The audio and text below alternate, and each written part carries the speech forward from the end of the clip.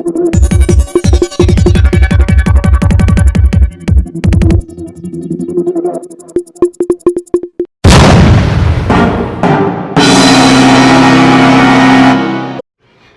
जिल्ह्यातील 17 संवर्ग पेसा नोकर भरती स्थगिती उठवून तात्काळ नोकर भरती करावी यासाठी नाशिक या ठिकाणी मागील 20 दिवसांपासून उपोषण सुरू आहे। मात्र यावर शासनाकडून कोणतीही कार्यवाही होत नसल्यानं अखेर आज चक्काजाम आंदोलनाचं हत्यार आदिवासी बांधवांनी हाती घेतलंय।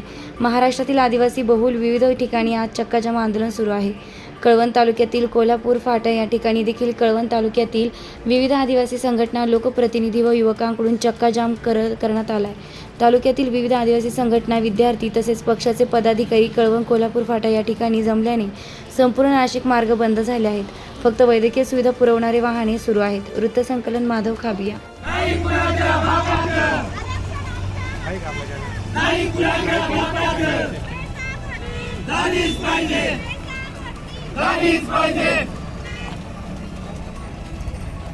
आदिवासी एकजुटीचा पेसा भरती नोकऱ्या मिळाल्याच पाहिजे। आदिवासी एकजुटीचा पेसा भरती